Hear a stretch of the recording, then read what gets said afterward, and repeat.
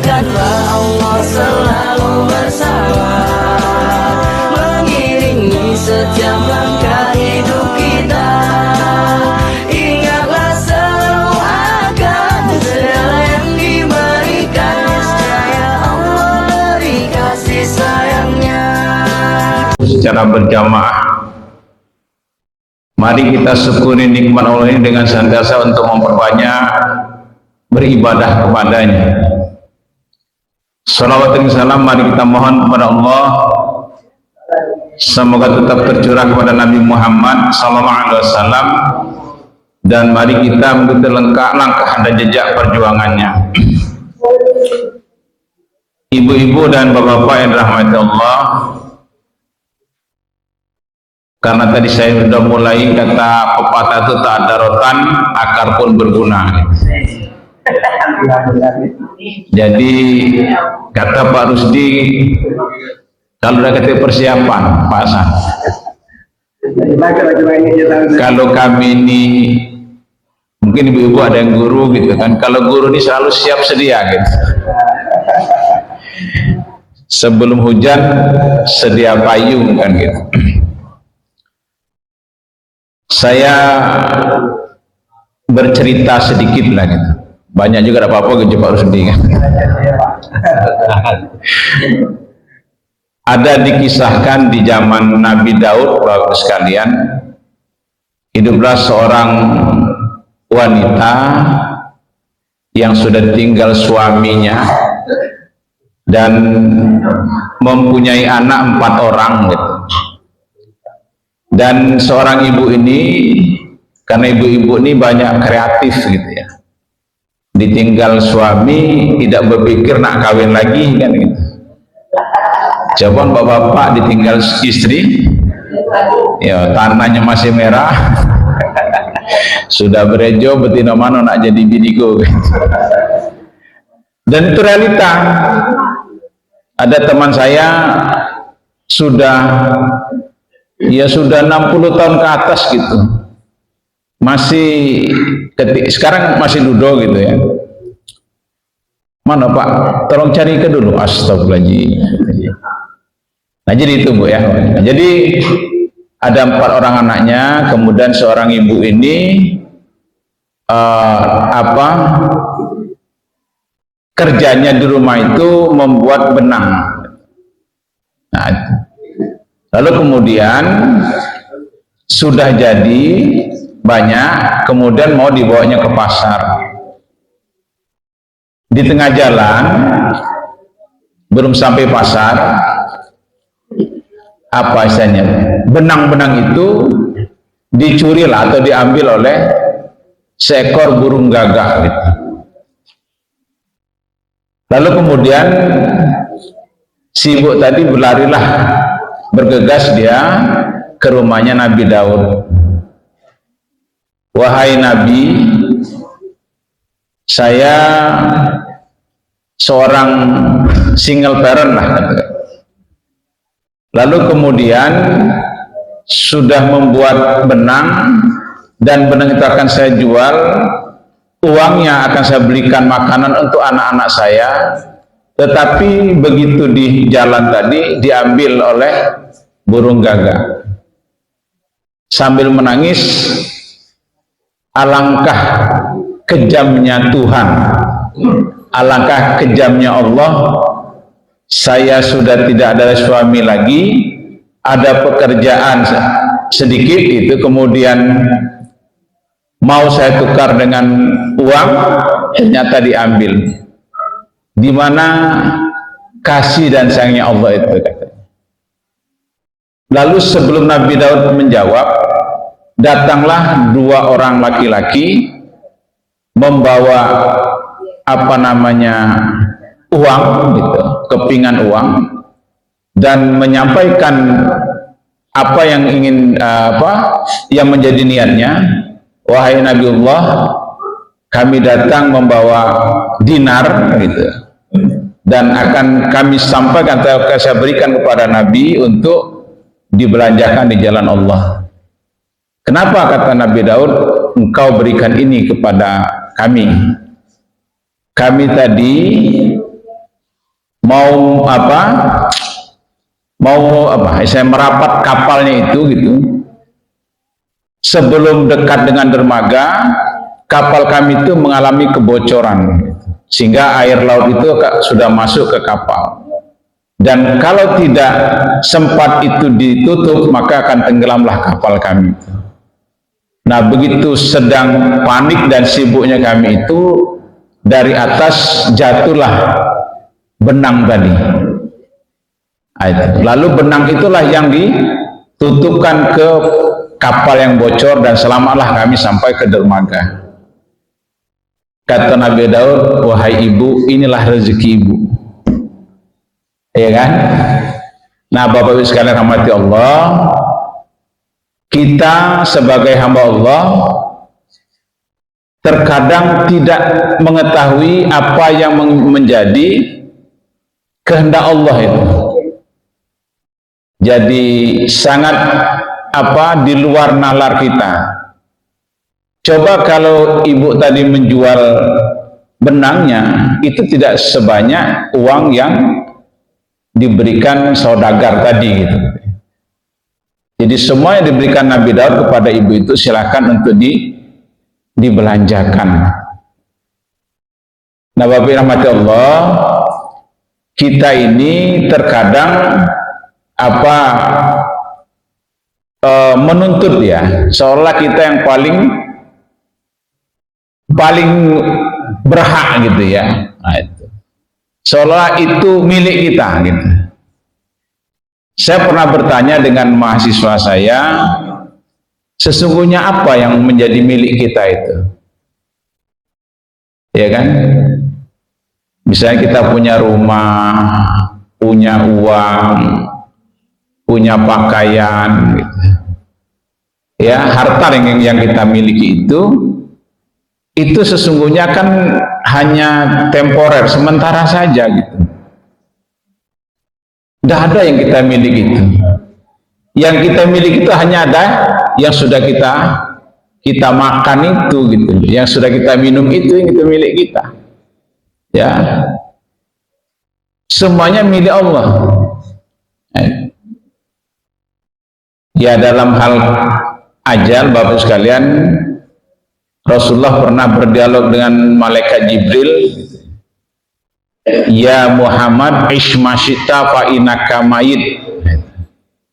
Wahai Muhammad, hiduplah engkau selama-lamanya, pasti engkau akan mati. Gitu ya. Jadi nak pengen hidup 1000 tahun kan gitu. Ada nyanyian ibu-ibu ya. Ku ingin hidup 1000 tahun lagi, kan gitu ya. Pengen nak 1000 tahun. Nah, boleh tak doa panjang umur itu? Boleh, tapi panjang umurnya banyak amalnya, jangan panjang umur banyak maksiatnya, kan gitu. Nah, jadi hiduplah engkau selama-lamanya, kata malaikat Jibril, tapi ingat pasti kau akan mati. Lalu diteruskan, wa habib man syi'ta fa innaka mufariqu, cintai, senangi, sukai apa yang kau senangi, apa yang kau cintai, pasti engkau akan berpisah dengannya. Nah, ini cerita, jangan kaget laju melegalkan gitu ya. Cerita ada raja bininya 4 gitu. Iya, kalau raja kan Pak Ridwan Pak Haji, boleh banyak bini itu. Nah, jadi yang biasanya paling disayang itu kan bini yang muda. Jadi terlupakan istri tua tadi. Dia kan? Satu ketika Bapak sekalian, si raja ini sakit, nak deketi kematian lah gitu.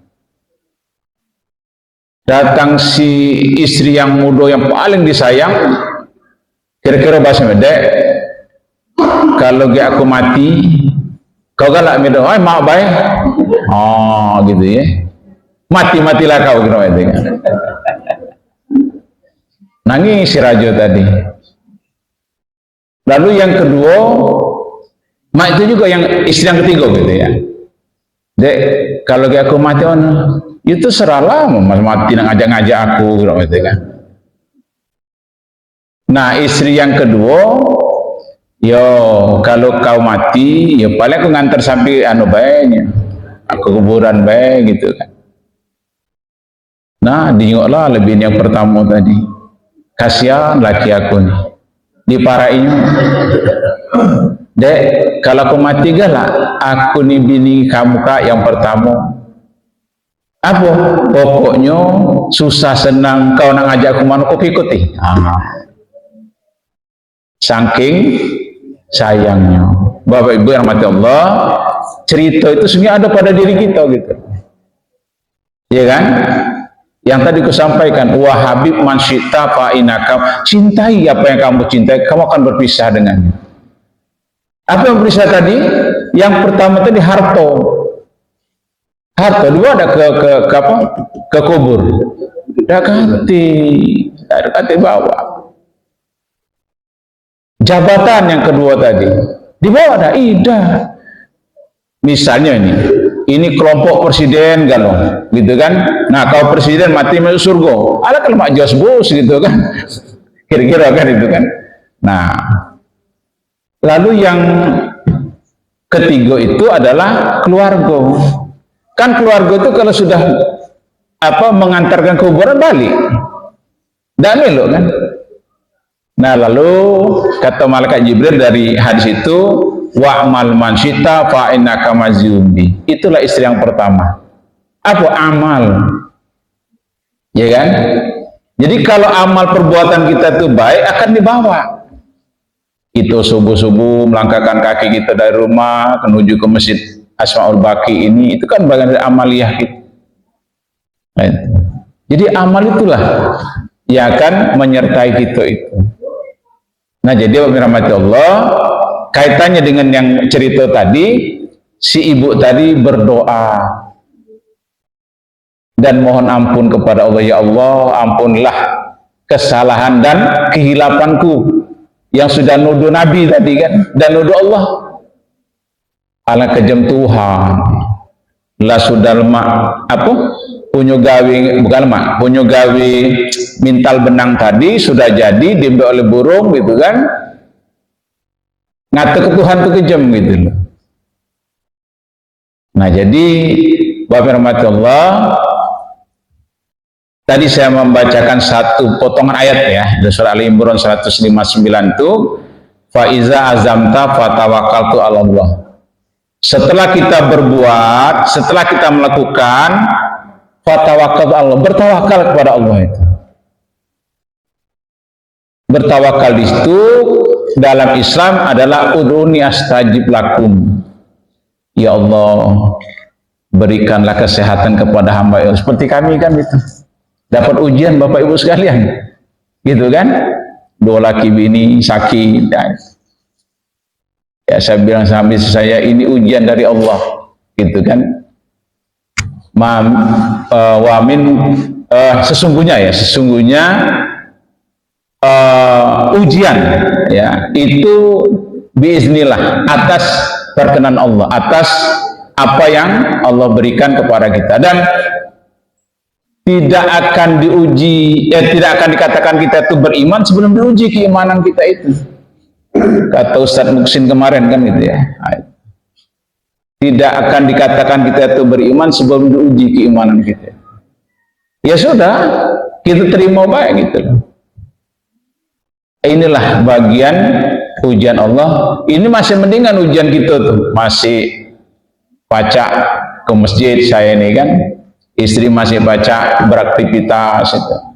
Coba Mama dan Nabi Ayub diuji Allah dengan penyakit, belatung di badannya, dosir bininya, dosir keluarganya, kan ya? Terus Mama Nabi Yusuf kan dimasuk ke perut ikan, itu ujian-ujian ya, Nabi Yunus ya? Yunus. Itu. Ya. Kata Pak Rusdi dengar ke kan? Iya, nyimak. Nah, jadi itulah sebagai ibroh, sebagai pelajaran. Jadi apa yang diujikan Allah kepada, atau cobaan yang diberikan kepada Allah untuk para nabi, itu sebagai ibroh, sebagai pelajaran bagi kita gitu. Jangan tadi ya, yang contoh ibu tadi langsung menjas Allah itu kejam gitu kan. Nah, Bapak dan Allah, setelah kita berikhtiar, berazam tadi, bertawakal kepada Allah, ya berserah diri kepada Allah itu. Ya Allah, saya atau kami sudah berbuat dan aku serahkan ini kepadamu ya Allah. Nah, jadi Bapak sekalian, kaitannya dengan ud'uni astajib lakum gitu ya. Mintalah, berdoalah gitu ya, bermohonlah, bermunajatlah kepada Allah, itu pasti Allah akan kabulkan doa itu. Tapi jangan katong Jawa tuh jugu-jugu tahu-tahu gitu, bukan. Ya, tiba-tiba. Tetapi doa yang langsung dikabulkan Allah itu ketika orang itu dizolimi. Nah, itu langsung dikabulkan Allah. Gitu ya.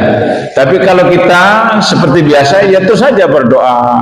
Makanya jangan berhusnuzon kepada Allah, kan itu. Ya tunggu saja kapan hasilnya gitu ya. Ya aku cerita pribadi lah sekalian ya. Ini mata aku kan sikok belum dioperasi kan itu. Coba 2020 saya dioperasi apendik usus buntu. 2025 kemarin November operasi kantong empedu kan gitu. Bulan Ramadan 2026 operasi katarak sebelah kanan dulu, sebelah kirinya belum kan itu. Ya sudah. Ya, jalani saja. Karena dasarnya tadi kepemilikan. Lagi-lagi ngutip Ustadz Muksin kemarin kan itu. Jadi ada kalimat istirjah kalau ada orang meninggal itu kan, inna lillahi wa inna ilaihi raji'un. Ya diri kita ini milik Allah gitu loh. Cuman kita berdoa kan, ya Allah berikanlah kesehatan, panjangkanlah umurku ya Allah, jadikanlah hamba ini orang yang senantiasa berbuat kebaikan. Rasulullah yang pasti dijamin masuk surga saja doanya, ya Allah baikkanlah atau berikanlah kebaikan akhlakku, kata Rasulullah kan. Nah, kita tur aja untuk menjadi orang yang baik kan.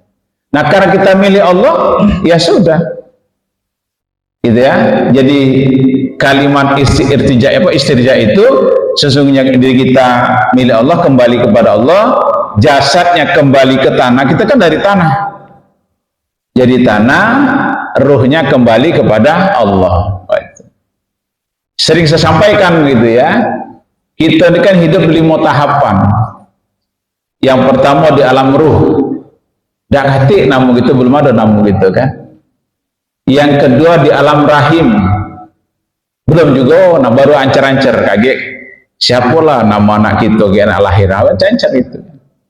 Lalu di alam dunia sekarang ini, yang keempat di alam kubur, di alam barzah, kemudian baru terakhir di akhirat, selesai itu. Nah, ada 5 tahapan kita hidup itu. Nah, yang perlu kita siapkan itu hidup setelah mati. Nah, ya. Jadi kalau kita Islam punya keyakinan bahwa ada kehidupan setelah kita meninggal dunia itu. Nah, kita persiapkan itu. Makanya apa dasarnya tadi? Berusahalah kita, berbuatlah kita, wa'mal maksud, beramallah sebanyak-banyaknya, berbuatlah kebaikan sebanyak-banyaknya, pasti akan kita terima itu. Jadi amal kebaikan itu yang akan menyelamatkan kita itu. Kalau ibaratnya kita ini kan orang musafir gitu. Musafir itu butuh bekal yang banyak. Jadi semakin banyak amal kita, maka semakin dekat dengan surganya Allah itu.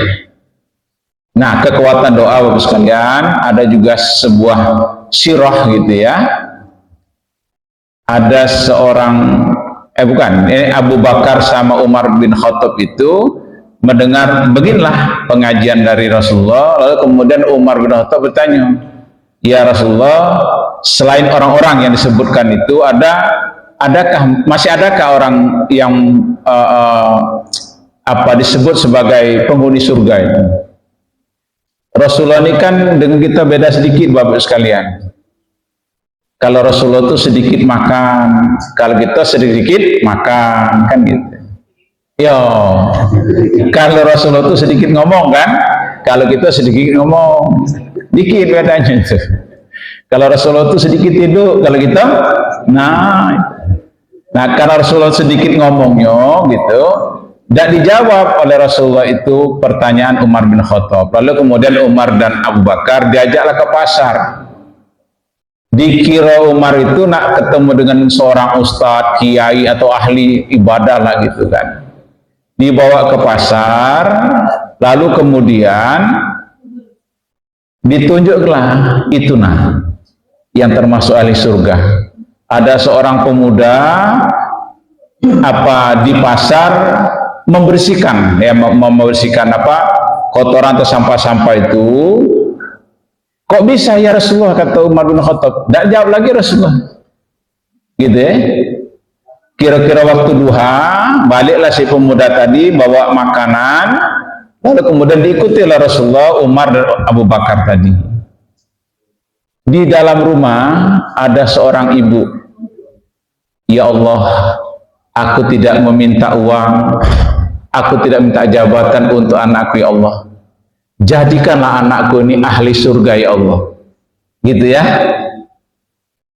Begitu masuk si anak tadi, ibu ini di roti gegerama itu kan untuk dinikmati, dan si pemuda tadi juga melaksanakan sholat duha. Lalu Umar bin Khattab tersenyum melihat Rasulullah itu. Bapak Ibu rahmati Allah, ketika si pemuda ini wafat dan menjadi ahli surga gitu dalam cerita itu. Jadi Bu, doa ke anak-anaknya itu, ya kan? Ya pasti memang, cuman kan terus itu ya itu. Saya yakin, hakul yakin, bukan lagi yakin, hakul yakin, ya kan? Kalau ibu-ibu tidak lupa doakan, bukan bapak-bapak dan doakan anak, jangan kan? Singgung pula bapaknya nih. Lebih banyak, ya. Dulu almarhum mama gitu. Ya Allah, tambahkanlah rezeki lagi ya Allah untuk anak Suroso ini kan itu. Disebutnya namanya kan itu. Ya. Anak 10 ikut. Ya kan? Kukira aku paling banyak. Duh, punya bini aku banyak juga, adik beradiknya 14. Nah, jadi rahmati Allah, apa yang sampaikan tadi, begitu kita berazam, begitu kita berusaha, kita melakukan aktivitas itu, jangan lupa diikuti dengan tawakaltu Allah, berdoa kepada Allah, pasrah kepada Allah. Bapak rahmati Allah, saya kira cukup ini saja dulu. Tadi tadarus akar berguna, kan? Mudah-mudahan apa yang saya sampaikan ini menambah keimanan kita, ketakwaan kita kepada Allah Subhanahu wa taala. Sebelum saya diminta Pak Bidin berdoa, mari kita jadi lau. Kemarin Pak Muksi tidak kate. Saya kira cukup Bu ya, Bapak. Yuk kaget sambung lagi. Ya, mari kita hadirkan hati kita, menundukkan kepala dan menadahkan kedua tangan kita seraya bermunajat kepada Allah Subhanahu wa taala. A'udzubillahi minasyaitonirrajim. Bismillahirrahmanirrahim. Alhamdulillahirabbil alamin, hamdan syakirin, hamdan na'imin, hamdaka fi majida ya rabbana lakal hamdu kamzikal karim ajimu sultanik. Allahumma shalli ala Muhammad wa ala alihi wa ashabihi ajmain. Allahumma ya Allah, pada pagi hari di masjid ini ya Allah kami bermunajat kepadamu ya Allah. Ya Allah, terimalah doa-doa dan permohonan kami ya Allah. Ya Allah, jadikanlah kami hamba-hamba-Mu yang senantiasa berbakti, bertakwa dan beriman kepada-Mu ya Allah. Ya Allah, berikanlah nur cahaya keimanan dan ketakwaan dari-Mu ya Allah. Ya Allah, bimbinglah kami, arahkanlah kami ya Allah, ridhoilah kami dalam mengarungi bahtera kehidupan di muka bumi ini ya Allah. Ya Allah, kami adalah hamba-Mu yang dhaif, yang lemah di hadapan-Mu ya Allah. Perkuatlah kami dengan keimanan dari-Mu ya Allah. Sehatkanlah kami ya Allah, kuatkanlah kami ya Allah. Ya Allah, peliharalah keluarga kami ya Allah menjadi insan yang selalu bertakwa kepada-Mu ya Allah. Ya Allah, kami adalah hamba-Mu yang senantiasa bermohon kepada-Mu ya Allah. Berikanlah kami rezeki yang halal lagi baik ya Allah. Ya Allah, terimalah doa dan permohonan kami ya Allah. Rabbana atina fid dunya hasanah wa fil akhirati hasanatan wa qina adzabannar. Walhamdulillahirabbil alamin. Wassalamualaikum warahmatullahi wabarakatuh. Waalaikumsalam.